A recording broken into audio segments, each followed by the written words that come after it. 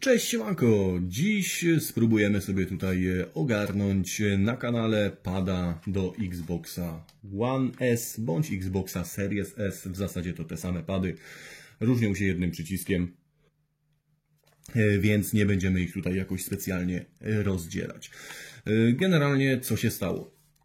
No stała się taka sprawa, w zasadzie pewnie bardzo częsta u większości użytkowników tych padów i przytrafiła się również i mnie, a mianowicie, no niestety wylało się trochę coli na przyciski tego pada. Co za tym idzie, tutaj Y, X i B praktycznie nie działają, A działa, analogi są ok. Jeżeli chodzi o triggery, to widać jeszcze tutaj takie resztki tej coli. Myślę, że dobrym pomysłem będzie rozebranie go, wyczyszczenie, złożenie i sprawdzimy, czy wszystko tutaj jest ok. A następnie, cóż, będę mógł znów kontynuować swoją grę. W samym padzie, z tego co zauważyłem, jest tylko jedna śrubka pod naklejką od strony baterii. Jest to Torx T9. Myślę, że każdy, kto trochę chociaż grzebie z elektroniką, ma takiego Torxa gdzieś u siebie w zanadrzu. No i po wykręceniu tej śrubki tutaj czuć już, że delikatnie coś popuściło. Natomiast szczerze Wam powiem, nigdy nie rozbierałem pada i nie bardzo wiem, jak się tutaj za to zabrać. Więc może pozwólcie na chwilę, obejrzę sobie manual i zaraz do Was wracam. No i co? No i według internetu na początek sprowadza się do tego, że potrzebujemy tutaj podważyć zatrzaski, które są jakby w tych bocznych rączkach. No więc, no co? No spróbujmy, no. Może nie uszkodzę ręki. Kurde, jednak wolę te laptopy, no. Człowiek się nauczył jednego. Coś tu puszcza, ale nie chcę nic połamać. To może teraz trochę z drugiej strony. Tak, żeby nie uszkodzić ręki. O! Kurde! Internet to jednak mądra rzecz jest, wiecie? Dobra. I mamy tutaj jeszcze dodatkowe torksy. Dlatego tutaj te zaślepki trzeba było zdjąć. Ok, mamy jedną. Mamy drugą. Kurde, jak to fajnie idzie. A ja tutaj, szczerze Wam powiem, zanim odpaliłem tutorial, na którym zobaczyłem co, gdzie i z czym do czego, to chyba z 15 minut oglądałem tego pada i się zastanawiałem, jak tutaj do tego tematu podejść. Jednak czasami warto się nie męczyć i popatrzeć, jak to już ktoś wcześniej zrobił. Ok, więc zdemontujemy sobie tutaj te torksy. Długość jest dokładnie taka sama, więc nie ma znaczenia, czy sobie go tam odłożymy w prawo czy w lewo. Tutaj chyba też jest ten sam. Tak, jest ten sam. Tutaj będzie dokładnie to samo.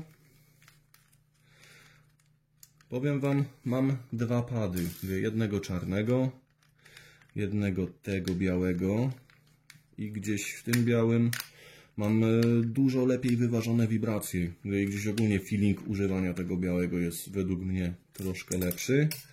Dlatego strasznie mnie zabolało w momencie, kiedy poleciała mi na niego kola. I kurde, w zasadzie słuchajcie, no to się sprowadza tylko do tego. I mamy wszystko otwarte. Nie musimy tutaj nic za bardzo kombinować. Widzę, że serwisowanie takiego pada z Xboxa to jest chyba bajeczka.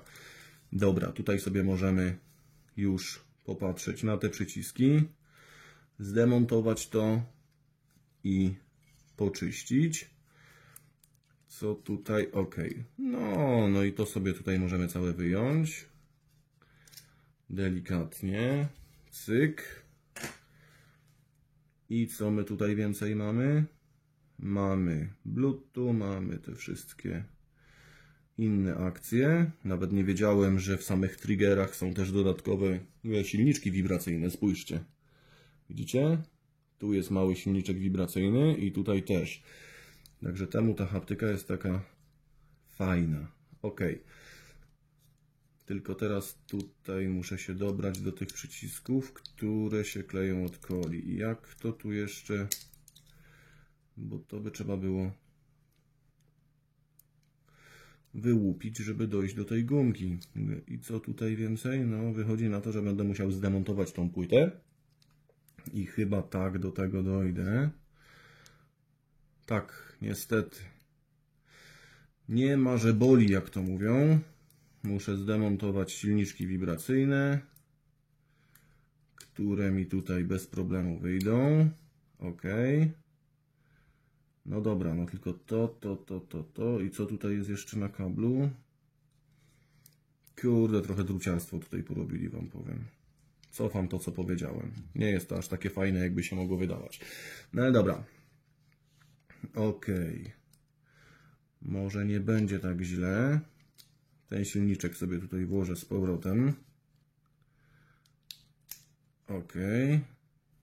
Mamy go. I tutaj potrzebujemy troszkę mniejszego torksa, żeby sobie zdemontować te dwie śrubki. Już sobie sprawdzimy, jaki to torks tutaj nam jest potrzebny. Wydaje mi się, że to jest to. I dobrze mi się wydaje. I to jest torks T5. T5 sobie tutaj zdemontujemy tą płytkę. I będę mieć dostęp do przycisków chyba. OK, tu mamy tak, tu mamy tak. I co my tutaj naszym oczom ukazał się, albo się nie ukazał. Co my tu jeszcze więcej mamy? Co nas tutaj jeszcze więcej trzyma? Coś nas tu trzyma. Trzymał nas analog, który wyskoczył. Ale możemy sobie je w sumie wyjąć. OK, żeby tu niczego nie pourywać, bo ostatnią rzeczą, jaką mam ochotę robić, to jeszcze lutować. To gniazdo sobie możemy tutaj wypiąć. Cyk. Później sobie to podłączymy. I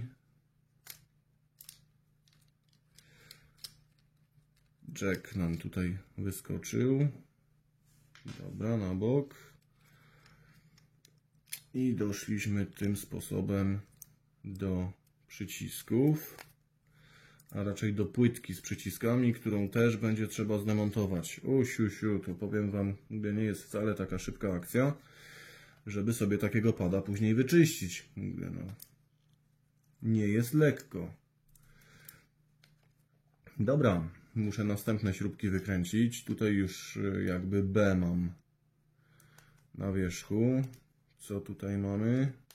Aha, ta gumka jest zintegrowana z tym i tutaj, żeby do tego się dorwać, to trzeba jeszcze to odkręcić. No trudno. Raz się żyje, jak to mówią, tak? Tutaj mamy gniazdo, to jest trochę brudne, całość będę musiał sobie wyczyścić. Kilka tych śrubek stąd jeszcze ciachnąć. No powiem wam, że czegoś innego się spodziewałem. Spodziewałem się czegoś, co będzie dużo prostsze, szczerze powiedziawszy. Myślałem, że tylko sobie ściągnę obudowę i na wierzchu będę mieć przyciski, gumki, gumeczki sobie zdejmę, gumeczki sobie wypiorę, pomontuję wszystko i będziemy tutaj trąbić wiwat. A tymczasem tu kurde jest rozbierania tyle, powiem wam. Serwisowanie takiego pada w gruncie rzeczy jest bardziej skomplikowane niż serwisowanie konsoli Xbox S Series. Jakkolwiek by to zabawnie nie brzmiało, to tak jest. OK. Dobrze. I mamy w tym momencie zdemontowaną tą płytkę, tak? Odkręconą w sensie. Możemy sobie ją podnieść. I okazuje się, że gumki są jakby zintegrowane z nią. Nie fajnie. Nie fajnie. No ale dobra. Myślę, że ją tutaj trzeba lekko podważyć. Tutaj gdzieś... Mogłem jednak ten tutorial chyba obejrzeć do końca. Aj, może nie będzie źle. Dobra, to tutaj musimy na pewno podważyć. Ale to wychodzi na to, że to wychodzi jakoś tak. Przynajmniej według tego, co tutaj jest na tym plastiku. O, dobrze myślałem. I dzięki temu mamy tutaj to na wierzchu, tak? I przy okazji zauważyłem, że w gnieździe USB-C mam chyba kawałek kanapki, no ale dobra. To się wszystko zrzuci na płaszczyznę zespoloną, jakby to w sąsiadach ktoś powiedział.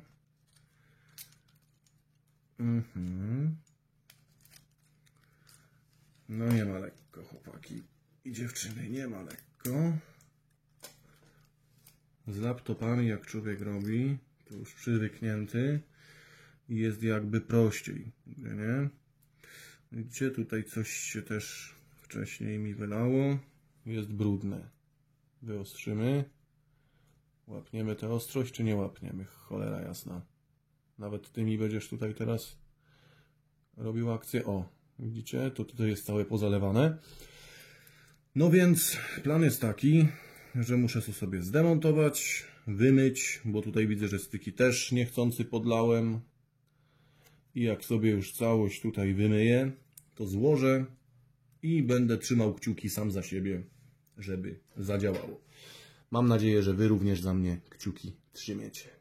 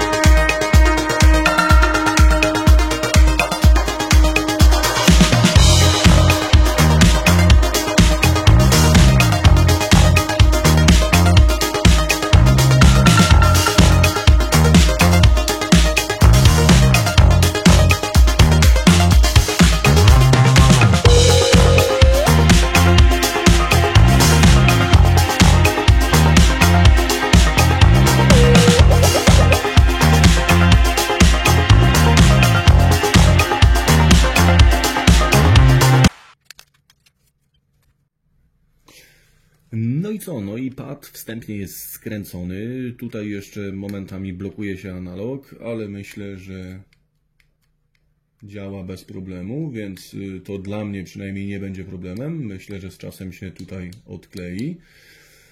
Co się tyczy samych przycisków, na tyle, na ile mogłem wyczyścić, wyczyściłem i bez problemu to tutaj wszystko śmiga.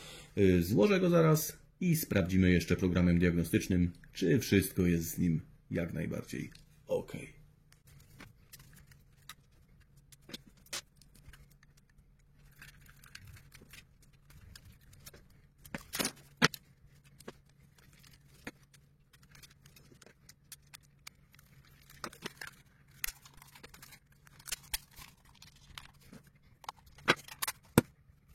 No i słuchajcie, żeby sobie w ogóle przejść do testowania takiego pada, nie musicie go testować na konsoli i domyślać się, czy jest wszystko sprawne. Możecie sobie go podłączyć do PC-ta bądź do innego laptopa i wejść sobie na stronkę gamepadpauzatester.com.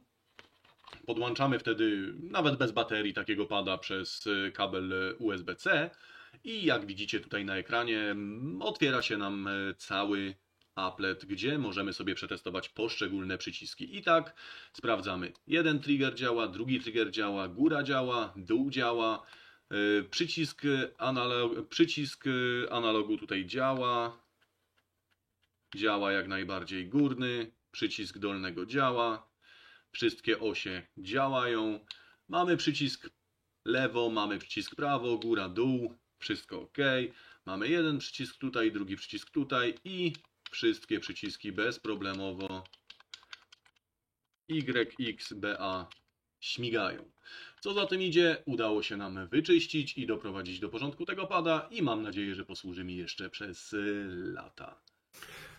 No i jak zauważyliście, zalanie takiego pada to nie jest koniec świata. Niemniej zawsze lepiej go nie zalewać.